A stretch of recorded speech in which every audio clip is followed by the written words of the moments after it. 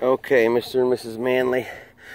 I'm just going to show you a couple of things that I found here. You have a leak in this room that's showing up right in the ceiling in this corner here, and it's making a mess. And the last time we saw it was, you know, New Year's, the big rain and all of that. That was pounding water up against the side of your house. That comes right off of the surf there, right off of the bay. So the first thing I saw when I got up here on the ladder is I'm going to check to see if they put ice shield here, you know, underneath in case the shingles blow up. And here's what you see. So there's no ice shield present at all.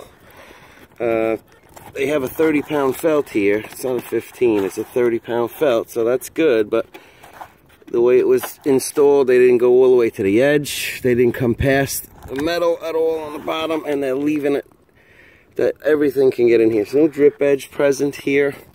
Okay, from the top looks great, but no drip edge present. They have a starter course here that's made out of the headlap of the shingle, and it's upside down. Okay, the granule side is facing down, so that's backwards. It's not nailed properly, no drip edge, no ice shield. And you could see right down into the soffit. Oh, look at that, look at that. You could see right down inside your soffit. So all the rainwater, ice and snow backs up and gets right in there, because I could see all the watermarks and the visible remnants of where water used to be. And then I can see on the bottom here where it's coming back out. I could see where it's dripping back out by the walls, and underneath there all those watermarks where she's coming out. So you might even see icicles time to time in the winter. So that's one way water's going to infiltrate, but I'm not sold on it, because the first thing I look when water can get into your soffits and your eaves is the way it's pitched. And right now it's almost totally straight. And so it's not so much pitched towards the house. That's what I would look for, as a backwards pitch. It should be pitched away from the house. So if water does get in here, it comes this way and comes to the edge and drips out, so it doesn't go towards the house. But this one's pretty flat, so you know it'll take a little while for it to happen. It can happen, but I don't think it is what's going on. What I did tell you about was the way they put the shingles and the apron flashing and the underlayments. So the way it's going to be done is like, even if you use the tar paper would go here across this whole roof, crease at the wall, and go up this wall. I like to go up the wall about 8 to 10 inches. You know, you can get away with less as long as it's behind the apron. Okay, this apron flashing is going to go up the wall 3 inches here. Depends on if they was store-bought, if they bent it any way they want. But what you really want to do is you want to make sure the underlayment, it goes up the wall at least past the apron flashing that's going to be installed after the roof. So the underlayment comes up, goes up the wall, apron flashing comes across to the wall, and then before they put the siding on, they come take the house wrap and they put the house wrap all the way down to the crease in the apron. See? So now everything is under and over. Anything that comes down this wall is going to stay on outside of the flashing and continue down. And if any wind should blow anything under this metal, you know, you have your underlayment under there as a protection. You know, it's not made for that, but it's there for a protection. So what they should have did here with this apron is knowing it's going to be on the surf, I would have ran a nice bead of urethane anyway underneath here, so it causes, you know, even a vapor seal, so you wouldn't get air in there.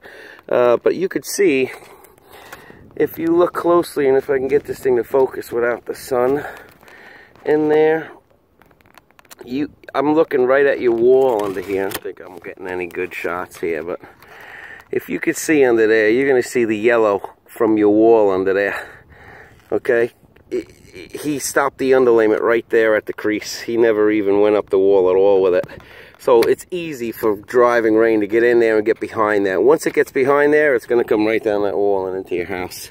The other thing I see here is you have a corner. You have a peekaboo here with a roof coming over the edge like that, about 4 inches from the corner, which is right here. But if I look underneath there, I don't see any metal at all underneath this corner post here. So we got to squeeze some metal in there and make it turn, because he cut it even with the wall. He just cut the metal even with the wall like that, and it's flat here. What he should have did is go past the wall a little bit, make a cut and bend it, and then put another little piece there to stop anything from getting in that corner. But it's wide open, so water's definitely going to get in there. All right, so the only way I could stop that leak is if I take this apart and I put the underlayment up the wall the proper way, and put a little sealant there to make sure that nothing can, you know, vapor or bounce underneath there with the wind and all, push underneath there and get behind those shingles there.